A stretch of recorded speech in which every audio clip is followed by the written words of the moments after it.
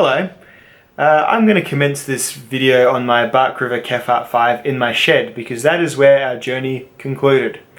I've taken it out today, it's now the afternoon, took it out this morning to do the field test and review of it.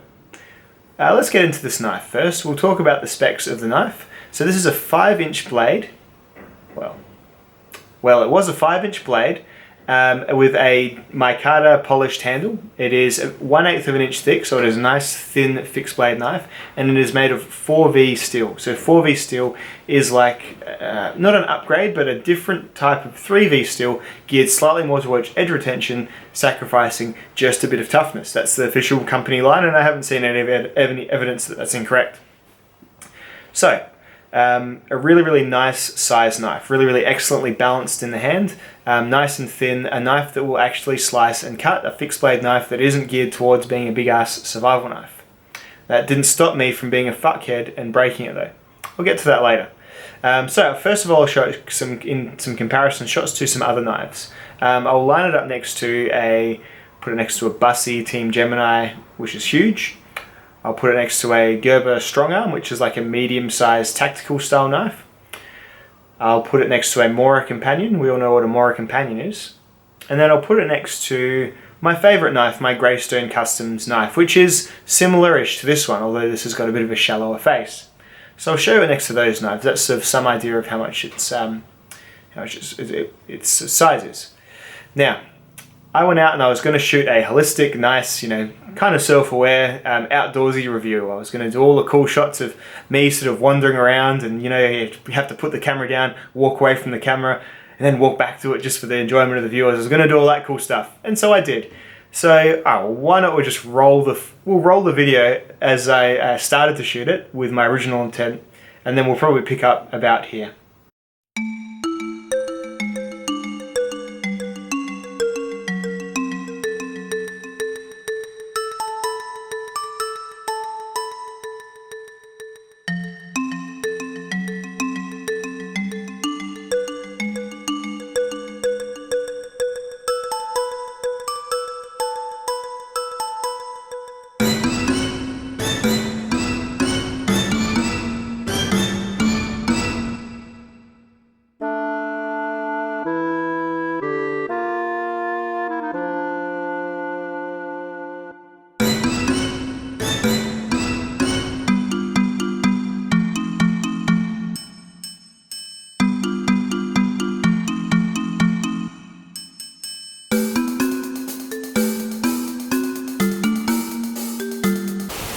The sheath of the knife is really nicely made. It's like a proper leather sheath, really well finished, burnished, really well put together. In my opinion, it's just a little bit high. I always feel when the knife is, I always prefer the dangler option, when you just drop it down a little bit and the knife, the top of the handle starts at the belt. That's what I prefer, but it's definitely snug to my body. It comes out fine now. What this sheath did need was a little bit of a, it was a little bit tight, and it needed a little bit of a stretching regime to kind of get it in there every single time. Yeah, you needed to kind of ease it in and out a bit, and leave it in there for a while, let the sheath accommodate the item in its opening, and yeah, it's fine now. But when you first get it, because it comes outside the sheath, so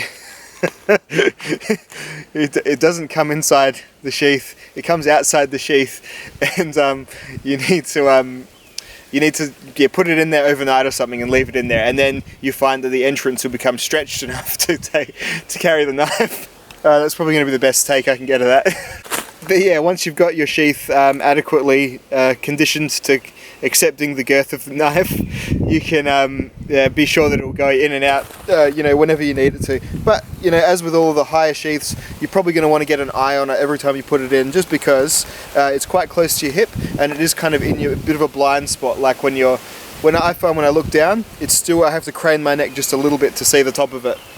So yeah, that's the sheath. Really well made, but just needs to get it needs to become custom to the knife once and you do that by putting the knife into the sheath. Okay, we got through there. We got there.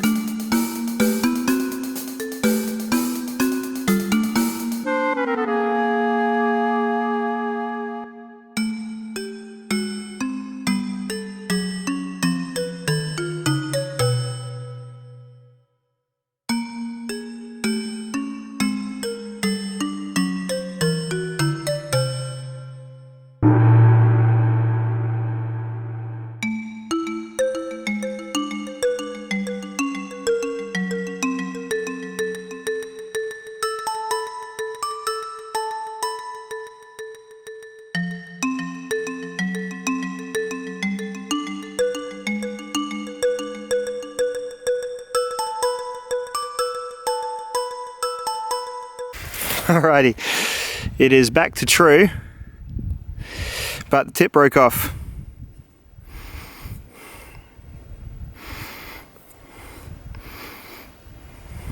So that's completely my bad. Completely my bad. So, yeah, I had a vision.